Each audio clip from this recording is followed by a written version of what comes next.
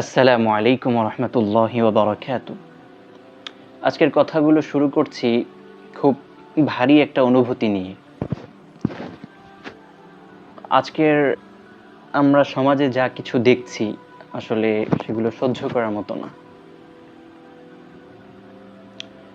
কারণ যখন আমরা শুনি যে একটি নিষ্পাপ শিশু, একটি নিষ্পাপ মেয়ে, একটা নিষ্পাপ ছেলে, কয় বছর?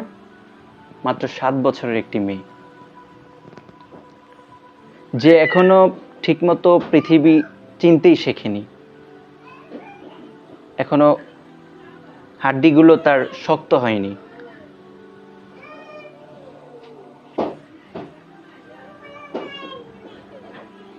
যে এখনো ঠিকমতো পৃথিবীতে কোনো কিছু বুঝেই না, তাকে নির্মমভাবে নির্যাতন করে ধর্ষণ করে হত্যা করা হয়েছে। তখন শুধু একজন বাবা মাই নয়, একজন মানুষ হিসেবে, একজন বুঝবান হিসেবে, একজন কি বলতে পারেন আল্লাহ তাআলা যেই যাবিল উকুল যেটা বলা হয় আমাদেরকে বানিয়েছেন, সেই হিসেবে আমাদের বুক আসলে কেঁপে ওঠে ভাই। প্রশ্ন জাগে আমরা কোথায় যাচ্ছি? আমাদের এই সমাজ আজকে কোন দিকে যাচ্ছে? আসলে কি আমরা দিন দিন মানুষ হচ্ছি নাকি পশুতে রূপান্তর হচ্ছি? এমনটা মাঝে মাঝে যখন ভাবি তখন বুকটা আসলে কেঁপে ওঠে যে মানুষগুলো এভাবে দিন দিন পশুতে কেন রূপান্তর হচ্ছে। আমি বলতে পারি না, অন্যরা কি জানেন কিনা আপনারা জানান। আচ্ছা, যেটা বলছিলাম যে আসলে কি আমাদের সন্তানরা নিরাপদ? আজকের এই আলোচনাটা শুধু একটা ঘটনাকে নিয়ে নয়, আজকের এই আলোচনাটা আমাদের সমাজ, আমাদের পরিবার, আমাদের যে দায়িত্ব, আর সবচেয়ে বড় যে কথা আমাদের ঈমান নিয়ে আজকের আলোচনাটা আমি করতে চাচ্ছি। সামান্য সময় বলবো, একটু কষ্ট করে শুনেন। যদি সময় থাকে শুনেন, আর সময় না থাকলে টেনে টেনেও দেখতে পারেন, সমস্যা নেই। এই যে ধর্ষণ, এটা শুধু একটা অপরাধ নয়, এটা মানবতা ধ্বংসের এক ভয়াবহ রূপ। এটা মানুষকে আসলে এটা পশুত্বকেও হার মানায়। কারণ পশুরাও ভাই কিছুটা বুঝে যে সব জায়গায় সবকিছু করা যাবে না। কিন্তু আমরা মানুষরা দেখেন, ইসলাম এই ধরনের অপরাধের ব্যাপারে খুব কঠোর ভাষায়, খুবই ধমকের সুরে এর বিরুদ্ধে কথা বলেছেন। আমরা যদি দেখি আল্লাহ তাআলা কোরআনে কি বলেন। আল্লাহ তাআলা কোরআনে বলেছেন, ওয়ালা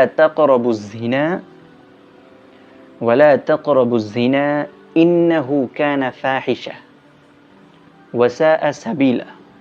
দেখেন অর্থটা কি? ওয়ালা তাকরাবুজ জিনা, তোমরা ব্যভিচারের কাছেও যেও না, নিশ্চয়ই এটি অনেক বড় অশ্লীল কাজ। ওয়া সাআ সাবিলা, এবং এটা অত্যন্ত নিকৃষ্ট একটি পথ। তো দেখেন, এতে আল্লাহ তাআলা বলেননি শুধু যে তোমরা ব্যভিচার করো না, বরং তিনি বলেছেন যে ওয়ালা তাকরাবু, তোমরা ব্যভিচারের কাছেও যেও না। কেন? দেখেন, কাছেও যেতে নিষেধ করেছেন।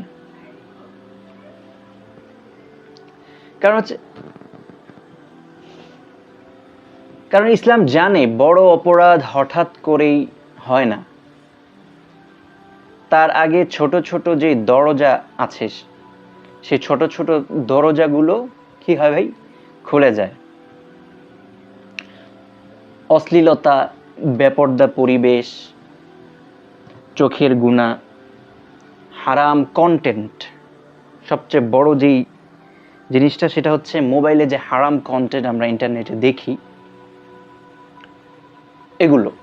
তারপর চরিত্রহীনতা, নোংরা সংস্কৃতি, এসব ধীরে ধীরে আস্তে আস্তে মানুষকে মানে মানুষের অন্তরটাকে একদম অন্ধ করে দেয়। আজ আমরা বর্তমান এমন একটা সময় আমরা আছি যেখানে অনেক মানুষ মনে করে যে এই যে ধর্ষণ হলো, সমস্যা শুধু ধর্ষকের। কিন্তু আসলে কি সমস্যা শুধু ধর্ষকের? না, সমস্যা শুধু ধর্ষকের না, সমস্যা হচ্ছে আরো গভীরে। আপনারা যদি একটু কয় মিনিট হলো যদি আমি একটু দেখি। আচ্ছা, অল্প, আমি বেশিক্ষণ কথা বলবো না, একটু শোনার চেষ্টা করেন। দেখেন, আজকে আমাদের সন্তানদের কথাই বলি। আজকে সন্তানের হাতে মোবাইল, প্রত্যেকটা ছেলে মেয়ের, ছোট ছোট বাচ্চাদের হাতে মোবাইল আছে। কিন্তু আমরা কি সবসময় নজরদারি করছি? আমরা কি দেখছি যে ওরা আসলে কি দেখছে না দেখছে? ইন্টারনেট আছে কিন্তু শিক্ষা নেই, স্বাধীনতা আছে কিন্তু সীমারেখা নেই। আর যখন বিবেক ঘুমিয়ে যায় তখন আসলে আমরা মানুষ থাকে না, মানুষ পশুত্বে রূপান্তর করে। মানুষের মাথা তখন সেন্স কাজ করে না। দেখেন, আল্লাহ রাসূল সাল্লাল্লাহু আলাইহি ওয়াসাল্লাম হাদিসে কত স্পষ্ট ভাষায় বলেছেন যে ইন্নাল হায়া লা ইয়াতি ইল্লা বিখাইর, ইন্নাল হায়া লা ইয়াতি ইল্লা বিখাইর। লজ্জাশীলতা, ভিতরে লজ্জা রাখা, পর্দার সাথে চলা, হায়ার সাথে চলা, ইমানের সাথে চলা, এটা কেবল কল্যাণই বয়ে আনে, কেবল কল্যাণই নিয়ে আসে আমাদের সমাজে। তো মানুষের ভেতরে যখন হায়া বা যেটা লজ্জাবোধ, এটা যখন মারা যায়, এটা যখন থাকে না, এটা যখন ভেতর থেকে চলে যায়, মাথা থেকে যখন চলে যায়, তখন মানুষ মানে এমন কাজ করতে পারে যা আসলে পশু লজ্জা পায়, একটা কুকুর লজ্জা পায়, একটা বিড়ালও লজ্জা পায়। আজ আমরা যদি সমাজকে ধর্ষণ থেকে বাঁচাতে চাই তাহলে শুধু শাস্তি চাই, ফাঁসি চাই, ওকেও কাটতে হবে, এগুলো আসলে শাস্তির কথা বললেই হবে না। আমাদের আর সবচেয়ে বড় যে বিষয়টা সেটা হচ্ছে চরিত্র গঠনের কথা বলতে হবে। সর্বত্র যদি চরিত্র গঠনের তালিম হয়, এমনটা কত পার্সেন্ট, যদি 90% হয়ে থাকে, 10%-এ নেমে আসবে এই খারাপ কাজটা। কারণ আইন অপরাধীকে শাস্তি দিতে পারে, কিন্তু ঈমান অপরাধ জন্ম নেওয়ার আগেই মানুষকে থামাতে পারে। ঈমান বলতে আমি বুঝাতে চাচ্ছি যে হায়া, লজ্জা, ভেতরে শরম রাখা, নিচের দিকে চোখ নামিয়ে সবসময় থাকা, এমনটা। একজন মানুষ যদি সত্যি বিশ্বাস করে যে আল্লাহ ইজ ওয়াচিং হিম, আল্লাহ তাকে দেখছেন, আল্লাহু ইয়ানজুরু, তাহলে অন্ধকার ঘরেও সে মোবাইলটা ইন্টারনেটের সাথে কানেকশন করে গুগলের ওই সাইটে ঢুকে ওই সমস্ত ভিডিও দেখতে, সে এমন সমস্ত গুনাহ করতে সে ভয় পাবে।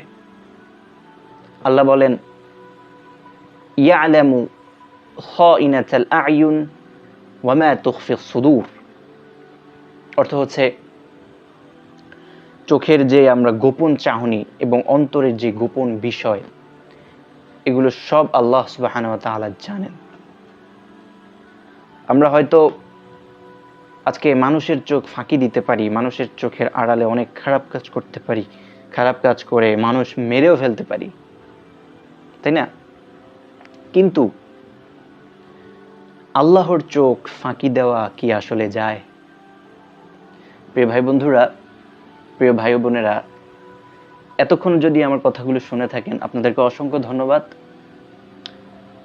সামনে আরো কিছু শিক্ষণীয় কথা বলবো, যদি শুনতে পারেন তাহলে আশা করি ভালো হবে।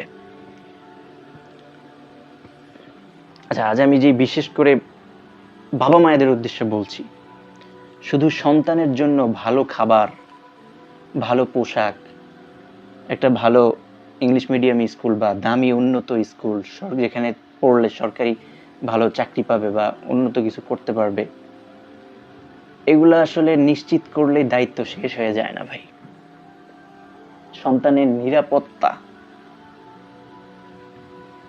শুধু দরজা বন্ধ করে নিশ্চিত হয় না। সন্তানকে শেখান, সন্তানকে যেগুলো খুব ভালোভাবে শেখানো দরকার, যেগুলো বর্তমানে অনেক অপরাধ হচ্ছে, সেগুলো শেখান। কাউকে অন্ধভাবে বিশ্বাস করতে নেই। সন্তানকে শেখান যে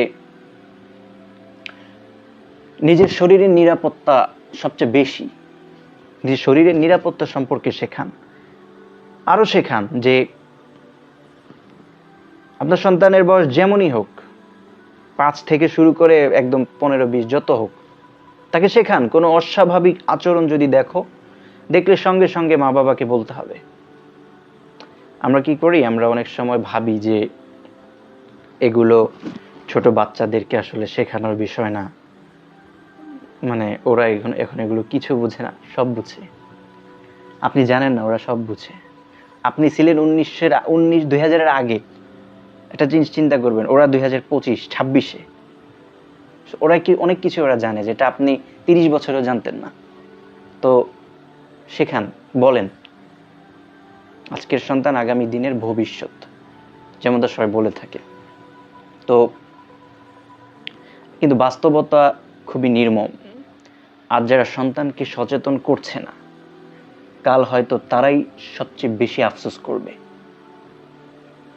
যেমনটা আমরা আজকে চতুর্দিকে দেখতে পাচ্ছি। মেইন বিষয় হচ্ছে সন্তানকে ঠিক করতে হবে।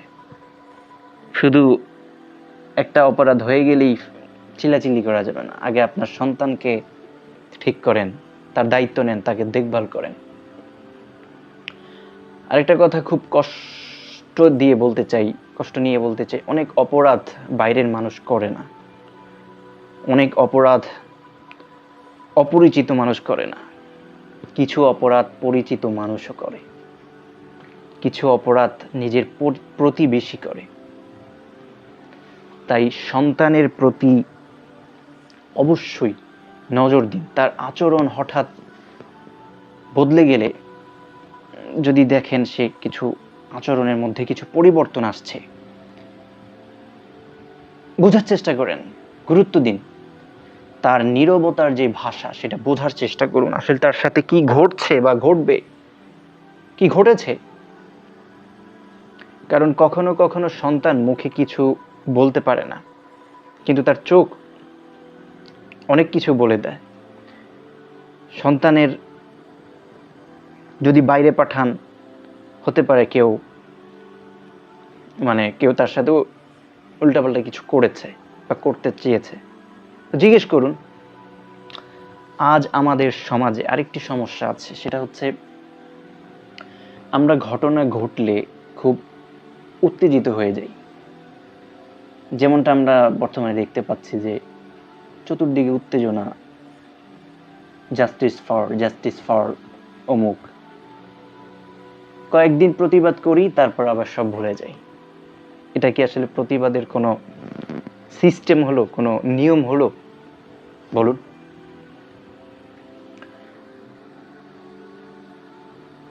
এমনটা না ভাই। কিন্তু সমাজ কেন ভুলে যাবেন? সমাজ পরিবর্তন শুধু ওই যে ফেসবুকের স্ট্যাটাসে হয় না ভাই। ফেসবুকে খালি লিখবেন জাস্টিস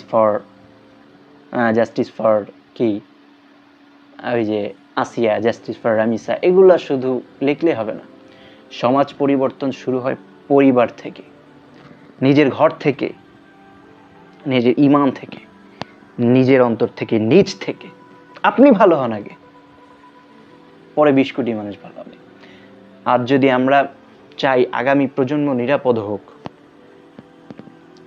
সন্তানদেরকে শুধু ডাক্তার আর ইঞ্জিনিয়ার বানানোর স্বপ্ন দেখলেই হবে না, শুধু পাইলট, বড় কোটিপতি হবে, বড় অনেক কিছু হবে, এই স্বপ্ন দেখলেই হবে না। তাকে মানুষ বানানোর চেষ্টা করতে হবে। কারণ শিক্ষিত হওয়া আর মানুষ হওয়া এক কথা না। শিক্ষিত হওয়া আর মানুষ হওয়া সম্পূর্ণ ভিন্ন কথা। আপনি মনে করছেন অনেক পড়াশোনা করালেই সে মানুষ হবে? মনুষ্যত্ব বোধ আগে শেখান। স্কুলেও যাবে আর পাশাপাশি মনুষ্যত্ব বোধটাও শেখাতে হবে। রাসূল সাল্লাল্লাহু আলাইহি ওয়াসাল্লাম বলেছেন, কুল্লুকুম রাইন ওয়া কুল্লুকুম মাসউলুন আন রাইয়াতিহি। অর্থ, তোমাদের প্রত্যেকেই দায়িত্বশীল, প্রত্যেককেই তার যে দায়িত্ব, তার যেই পেশাদারিত্ব, তার যেই প্রতিষ্ঠান, তার দায়িত্বে যারা আছে সব সম্পর্কে তাকে জিজ্ঞাসা করা হবে। একজন বাবা তার পরিবার সম্পর্কে জিজ্ঞাসিত হবে, একজন মা তার সন্তান সম্পর্কে জিজ্ঞাসিত হবে, একজন ডাক্তার রোগী সম্পর্কে জিজ্ঞাসিত হবে, একজন টিচার তার ছাত্র সম্পর্কে জিজ্ঞাসিত হবে। তো সবাই জিজ্ঞাসিত হবে। তাই আজ প্রশ্ন করি আমি নিজেকে, আমি কি আমার যে দায়িত্ব রয়েছে, আমার যে পেশাদারিত্ব রয়েছে, আমার যেই যতটুকু আমি পরিচালনা করছি, এটা কি আমি কি আমার এই দায়িত্ব ঠিকমতো পালন করছি? আমার ঘর কি নিরাপদ? আমার সন্তান কি দ্বীনি শিক্ষা পাচ্ছে? আমি কি তাকে আসলে কি আল্লাহ ভীতি শিখাচ্ছি, তাকে মুত্তাকি বানাচ্ছি? তাকে কি আমি আসলে তাকওয়া শিক্ষা দিচ্ছি, নাকি শুধু দুনিয়ার সফলতার পিছনে দৌড়াচ্ছি? একটু ভাবেন, সন্তানকে আসলে আমি কি শিখাচ্ছি? নিজেরা কি শিখেছেন ওটা আলাদা কথা, কিন্তু বর্তমান যুগের সাথে মিল রেখে এবং যুগের সমস্ত ঘটনা দেখার পর কি শিখাচ্ছেন?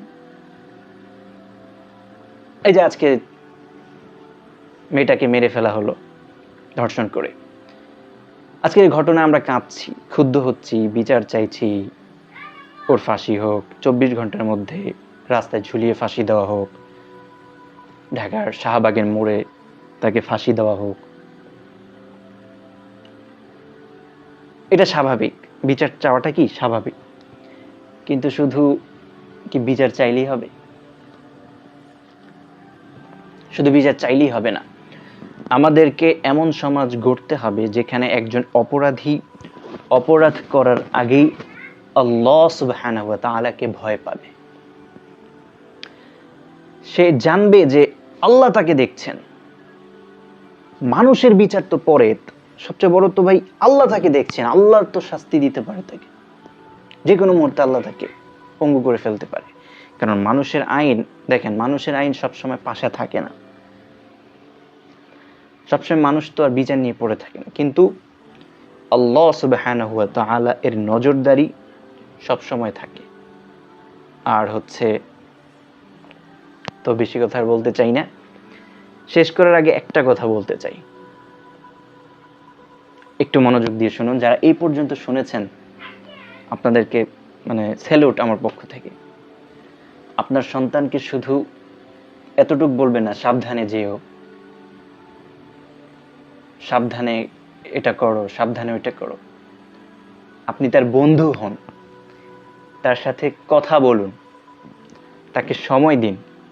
শুধু চাকরি, ব্যবসা, প্রতিষ্ঠান, ঘর বাড়ি, জমি জামার পিছনে পড়ে সন্তানের জন্য করছেন বুঝলাম, কিন্তু ভাই সন্তান আসলে কি বর্তমানে কেমন আছে আপনি তো এটাই জানেন না। যে সন্তান মা বাবার সাথে কথা বলতে ভয় পায়, আপনি বন্ধু নাই বলেই তো, বন্ধু হন না বলেই তো ভয় পায়। তো যদি সে ভয় পায়, সে যদি কোনো বিপদের সম্মুখীন হয়, সে চুপ করে থাকবে।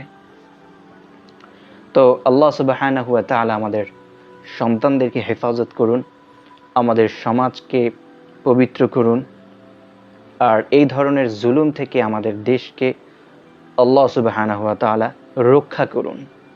আর যদি আপনি মনে করেন যে এই কথাগুলো একজন বাবা মা, একজন ভাই, একজন গার্ডিয়ান বা একজন মানুষের আসলে এটা মানে শোনা খুব জরুরি, দরকার তো ভাই, আমি কেন বলতেছি আসলে, যদি মনে করেন আমি যেগুলো বললাম সবাই বলে, যারা বলে আমিও বললাম, তো কথাগুলো শেয়ার করে দিন, এই কথাগুলো অন্যের কাছে পৌঁছে দিন। হয়তো আপনার শেয়ার করা, দেখেন আমার কাছে যতটুকু আছে, একটি মোবাইল দিয়ে ভিডিও করছি, সচেতন করার তো চেষ্টা করছি, ঘরে বসে তো আর সময় নষ্ট করছি না, গেম খেলছি না, উল্টাপাল্টা করছি না, যতটুকু পারছি মানুষকে বোঝানোর চেষ্টা করছি, নিজেও বোঝার চেষ্টা করছি। তো শেয়ার করুন, হয়তো আপনার এই শেয়ার করা একটি কথা একটি পরিবারকে সচেতন করে দিতে পারে। ছোট্ট একটা মাইক্রোফোন, চতুর্দিকে আওয়াজ, জানি না কেমন শুনতে পেরেছেন কথাগুলো।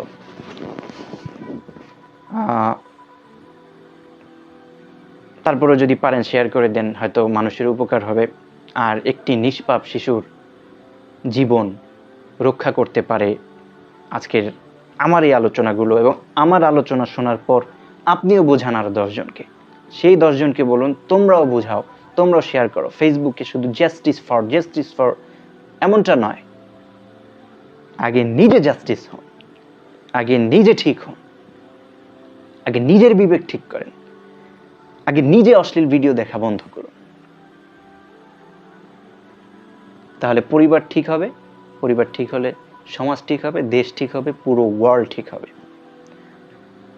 আর সবসময় একটা দোয়া পড়বেন, দোয়াটা বলছি, রব্বানা হাব লানা মিন আজওয়াজিনা ওয়া যুররিয়াতিনা কুররাতা আ'য়ুন ওয়াজআলনা লিল মুত্তাকিনা ইমামা। রব্বানা হাব লানা মিন আজওয়াজিনা, হে আল্লাহ আমাকে দান করুন, মিন আজওয়াজিনা আমাদের স্ত্রীদের থেকে, মিন আজওয়াজিনা ওয়া যুররিয়াতিনা সন্তানদের থেকে, কুররাতা আ'য়ুন চোখের শীতলতা, ভালো মানুষ দান করেন, ভালো ফ্যামিলি দান করেন। আর কি করেন, ওয়াজআলনা লিল মুত্তাকিনা ইমামা, আমাদেরকে বানান হচ্ছে মুত্তাকিদের ইমাম, নেতা, বা এই যে যেমন বললাম বুঝানেওয়ালা, মানুষকে মোটিভেট যেন করতে পারি, নিজেও মোটিভেট হতে পারবো, মানুষকে বুঝাতে পারবো। তো কথাগুলো ভালো লাগলে লাইক করুন, একটি সাবস্ক্রাইব করুন, একটা কমেন্টে লিখে যান কথাগুলো কেমন লেগেছে। যদি ভালো লাগে শেয়ার করে দিতে পারেন। আসসালামু আলাইকুম ওয়া রাহমাতুল্লাহি ওয়া বারাকাতুহু।